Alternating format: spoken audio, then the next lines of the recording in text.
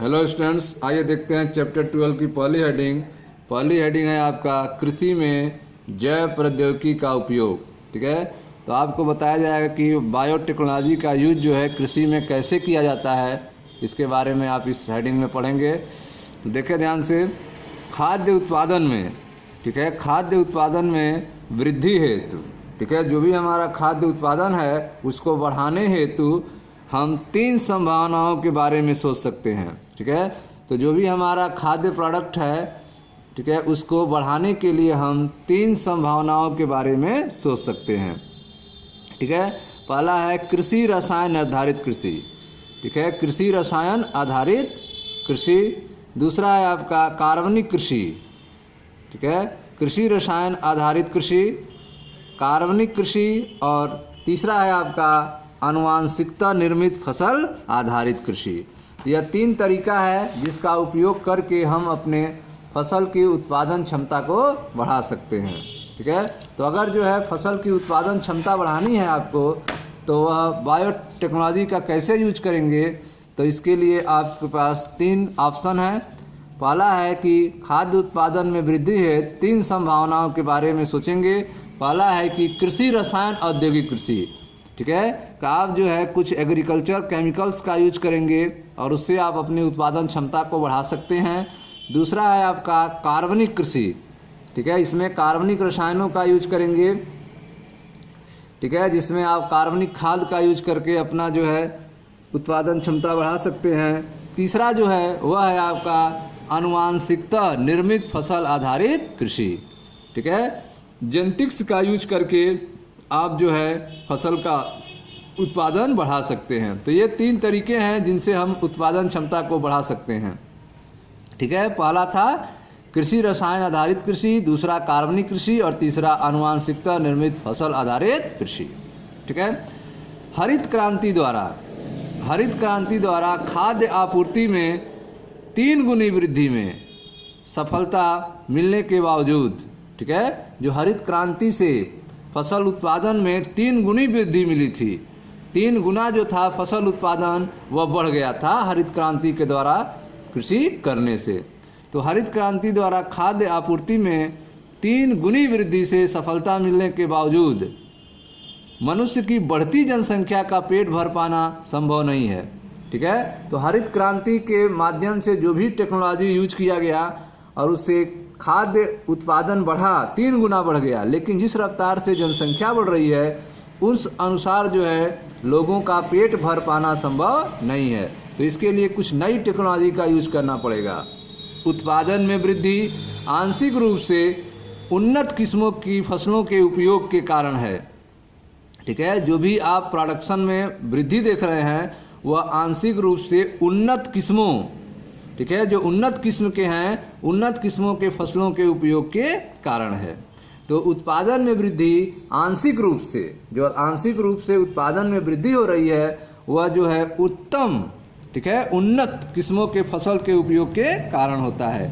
जबकि इस वृद्धि में मुख्यतया उत्तम प्रबंधकीय व्यवस्था और कृषि रसायनों का प्रयोग एक कारण है। ठीक है, तो आप देख रहे हैं कि उत्पादन में आपकी वृद्धि हो रही है, आंशिक रूप से उत्पादन बढ़ रहा है, लेकिन इसके लिए आपको उत्तम उन्नत किस्म के फसल आप यूज कर रहे हैं।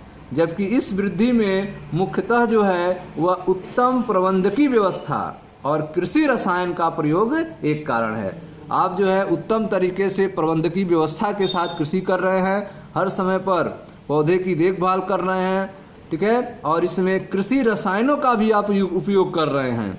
ठीक है, अर्थात खाद्य का और पिंडक नाशियों का, खाद्य का यूज कर रहे हैं और कीड़े मकोड़े मारने वाली दवाओं का भी आप यूज कर रहे हैं। उसके कारण जो है उत्पादन में वृद्धि हुई है। हालांकि विकासशील देशों के किसान के लिए कृषि रसायन काफ़ी महंगे पड़ते हैं। ठीक है, तो जो विकासशील देश के किसान हैं उनके लिए कृषि रसायन क्या है, काफ़ी महंगे हैं, क्योंकि इसमें आप देख रहे हैं कि मैनेजमेंट इसमें अच्छे तरीके से करना है। ठीक है, समय से उसमें पानी देना है, खाद देना है, दवा छिड़कना है। ठीक है, तो यह जो है विकासशील देशों के लिए, किसानों के लिए यह कृषि रसायन काफ़ी महंगे हैं। वह परंपरागत प्रजनन के द्वारा निर्मित किस्मों से उत्पादन में वृद्धि संभव नहीं है। ठीक है, तो अगर परंपरागत तरीकों से खेती की जाए तो उस माध्यम से, ठीक है, प्रजनन के द्वारा निर्मित किस्मों से उत्पादन में वृद्धि संभव नहीं है। ठीक है, हम उत्पादन नहीं बढ़ा सकते हैं अगर परंपरागत प्रजनन के द्वारा निर्मित किस्मों से उत्पादन में वृद्धि नहीं हो सकती है। तो क्या ऐसा कोई वैकल्पिक रास्ता है जिसमें आनुवांशिक जानकारी का उपयोग करते हुए किसान अपने खेतों से सर्वाधिक उत्पादन ले सके? ठीक है, तो आप देख रहे हैं कि कोई ऐसी व्यवस्था है, कोई वैकल्पिक रास्ता है जिससे आनुवांशिक जानकारी का यूज करके किसान जो है अपने खेतों से सर्वाधिक उत्पादन ले सके। क्या ऐसा कोई तरीका है जिसके द्वारा खादों और रसायनों का न्यूनतम उपयोग कर उसके द्वारा पर्यावरण पर पड़ने वाले हानिकारक प्रभाव को घटा सकते हैं? ठीक है, तो आप देखें कोई ऐसा भी तरीका है जिसमें खाद्य और रसायन केमिकल का यूज कम से कम हो और पर्यावरण पर हानिकारक प्रभाव न हो, उसके द्वारा करते हुए हम सर्वाधिक उत्पादन प्राप्त कर सकते हैं। आनुवांशिकतः रूपांतरित फसलों का उपयोग ही इस समस्या का हल है। ठीक है, तो जो भी आप समस्याएं देख रहे हैं, इस समस्या को आप आनुवांशिकता रूपांतरित फसल का उपयोग करते ही आप जो है इस समस्या से समाधान प्राप्त कर सकते हैं।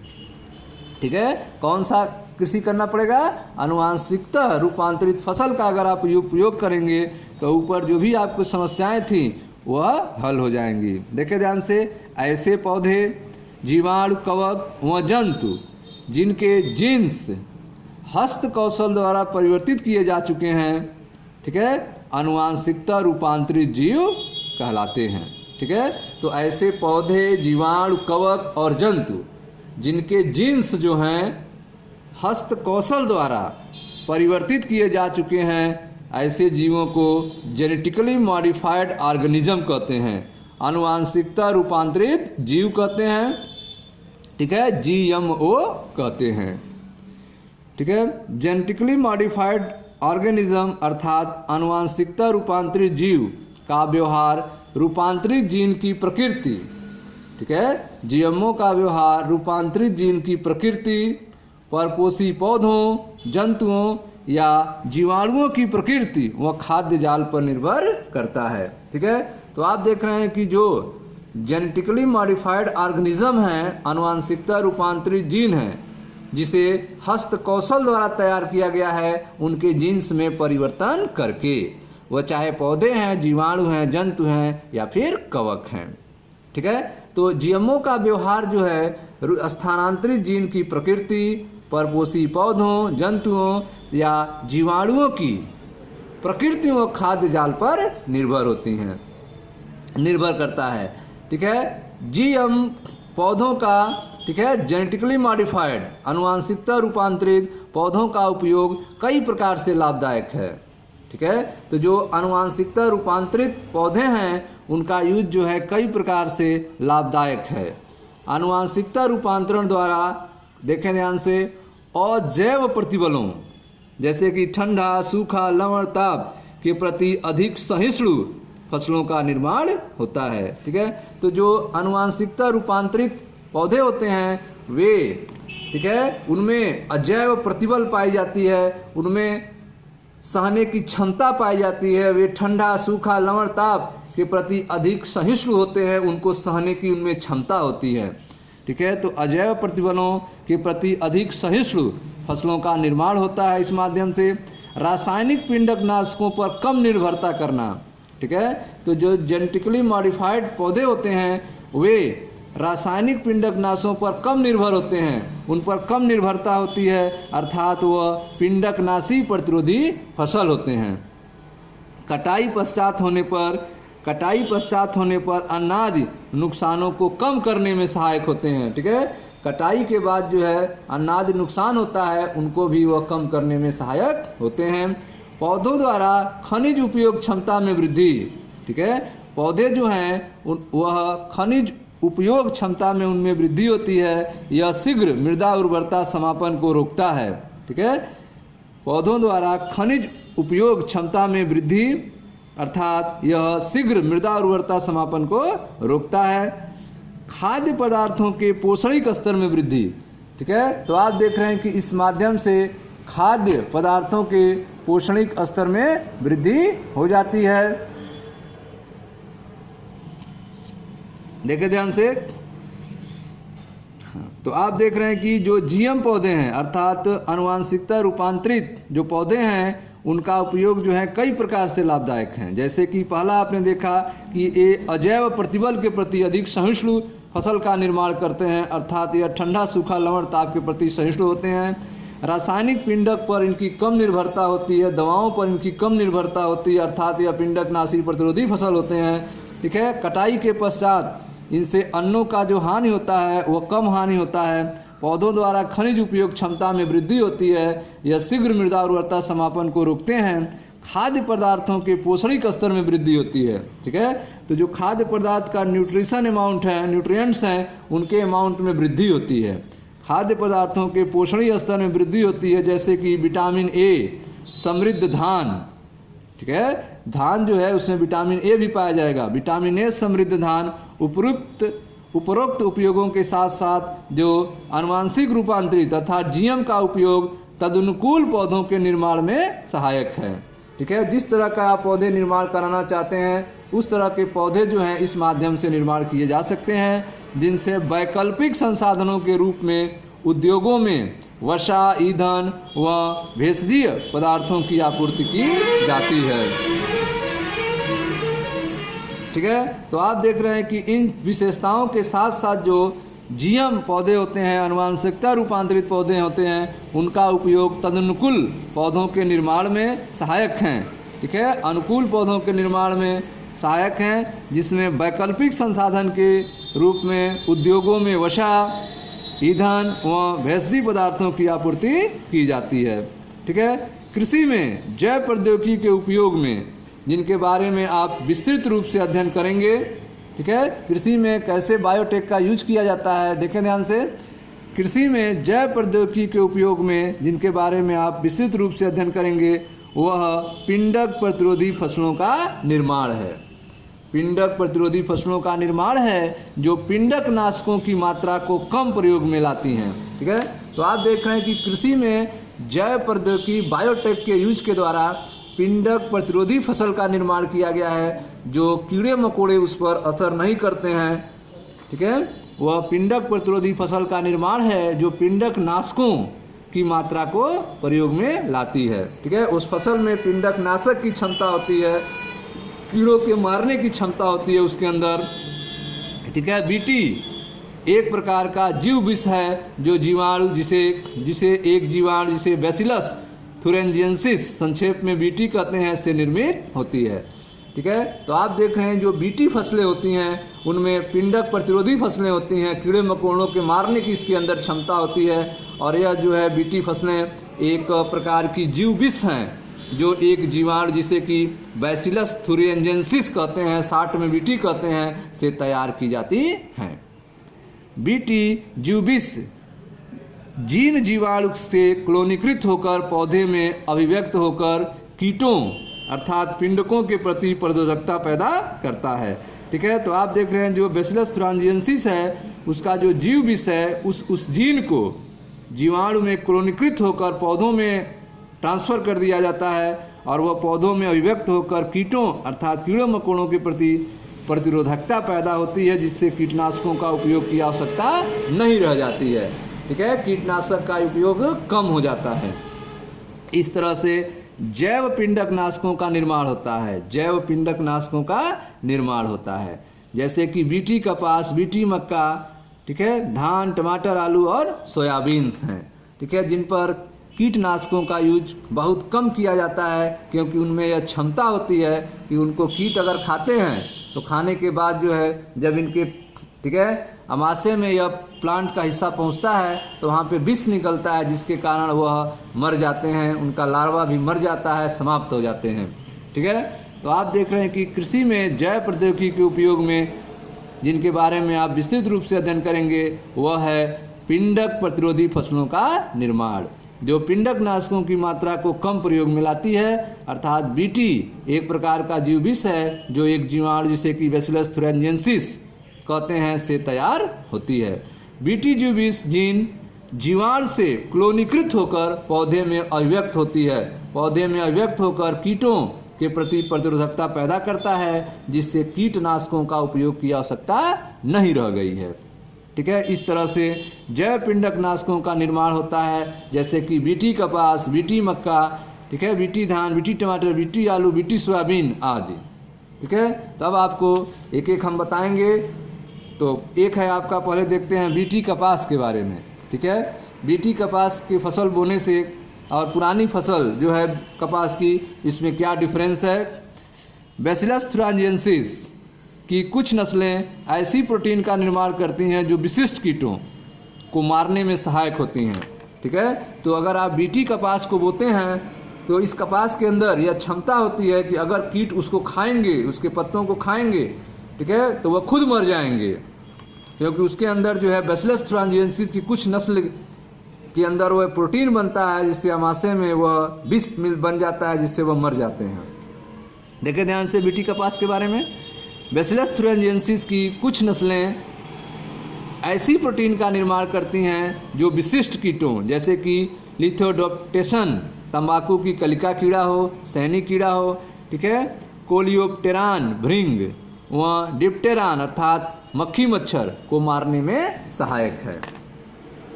ठीक है, तो आप देख रहे हैं कि बीटी कपास जो है वह कीड़ों के मारने में क्या है, सहायक है। आगे देखें, बैसिलस थुरांजिएंसिस अपनी वृद्धि के विशेष अवस्था में, बैसिलस थुरांजिएंसिस अपनी वृद्धि के विशेष अवस्था में कुछ प्रोटीन क्रिस्टल का निर्माण करता है। ठीक है, बैसिलस थुरांजिएंसिस अपनी वृद्धि के विशेष अवस्था में कुछ प्रोटीन रवा का निर्माण करती है। इन रवों में विषाक्त कीटनाशक प्रोटीन होता है, कीटों को मारने वाला इसमें प्रोटीन होता है। यह जीव विष बैसिलस को क्यों नहीं मारता। ठीक है, जो विष निकलता है वह बैसिलस को क्यों नहीं मारता। वास्तव में बीटी जीव विष प्रोटीन प्राक जीव विष निष्क्रिय रूप में होता है।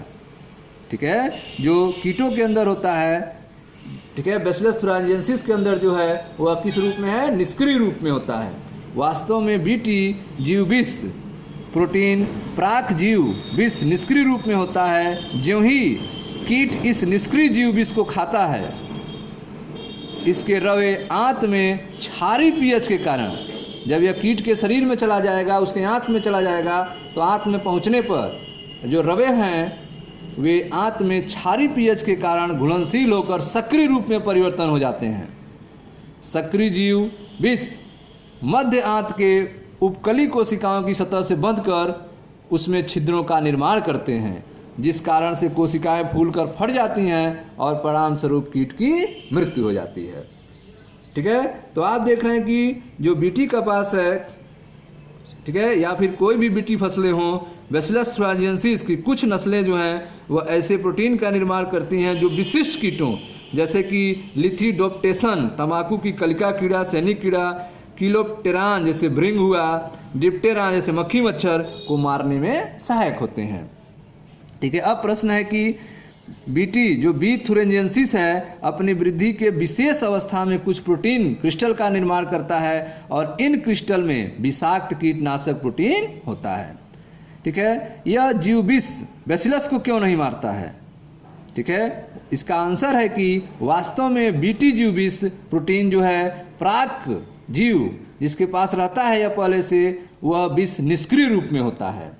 ठीक है, तो बैसिलस के पास यह किस रूप में होता है, इनएक्टिव रूप में होता है, निष्क्रिय रूप में होता है। लेकिन जो ही कीट इस निष्क्रिय जीव विष को खाता है, इसके रवे उसके आंत में क्षारी पीएच के कारण घुलनशील होकर सक्रिय रूप में परिवर्तित हो जाते हैं। सक्रिय जीव विष मध्य आंत की उपकली कोशिकाओं की सतह से बंधकर उसमें छिद्रों का निर्माण करते हैं, जिस कारण कोशिकाएं फूलकर फट जाती हैं, परिणाम स्वरूप कीट की मृत्यु हो जाती है। ठीक है, विशिष्ट बीटी जीव विष जीन्स बैसिलस थुरांजिएंसिस से पृथक कर कई फसलों जैसे कि कपास में समाविष्ट किया जा चुका है। ठीक है, तो आप देख रहे हैं कि जो विशिष्ट बीटी जीव विष है उसके जीन्स को, विशिष्ट बीटी जीव विष के जीन्स को बैसिलस थुरिनजिएंसिस से अलग करके कई फसलों में ट्रांसफर कर दिया गया है, जैसे कि कपास में भी इसको समाविष्ट कर दिया गया है। जीन्स का चुनाव, ठीक है, जीन्स का चुनाव फसल व निर्धारित कीट पर निर्भर करता है। जीन्स का जो चुनाव होता है वह फसल और निर्धारित कीट पर निर्भर करता है, जबकि सर्वाधिक बीटी जीव विष कीट समूह विशिष्टता पर निर्भर करते हैं।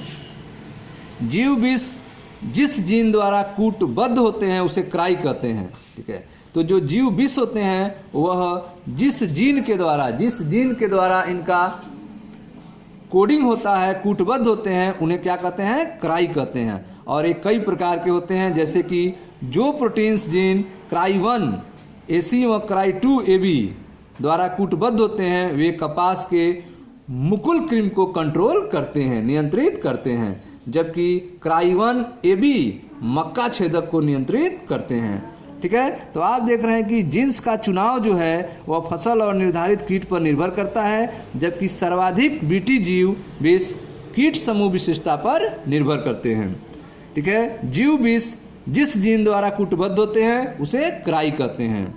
जीव विष जिस जीन द्वारा कूटबद्ध होते हैं उसे क्राई कहते हैं। और ये कई प्रकार के होते हैं, जैसे जो प्रोटीन्स जीन क्राई1 AC व क्राई2 AB द्वारा कूटबद्ध होते हैं वे कपास के मुकुल क्रिम को कंट्रोल करते हैं, नियंत्रित करते हैं, ठीक है, जबकि क्राई1 AB मक्का छेदक को नियंत्रित करते हैं, ठीक है। अब यहाँ से ध्यान से देखें, यह कपास का प्लांट का आप देख रहे हैं, पौधा है कपास का, गोलक सलभ क्रिम द्वारा नष्ट है। यह आप देखें, यह फिगर आप देख रहे हैं, यह गोलक सभक द्वारा इसको नष्ट कर दिया गया है, लेकिन पूर्णतया परिपक्व कपास गोलक जो है, ठीक है, बीटी अगर यह फसल होगा कपास का तो इस तरह से जो है कंप्लीट रूप से इसमें कपास बनेंगे, काटन बनेंगे।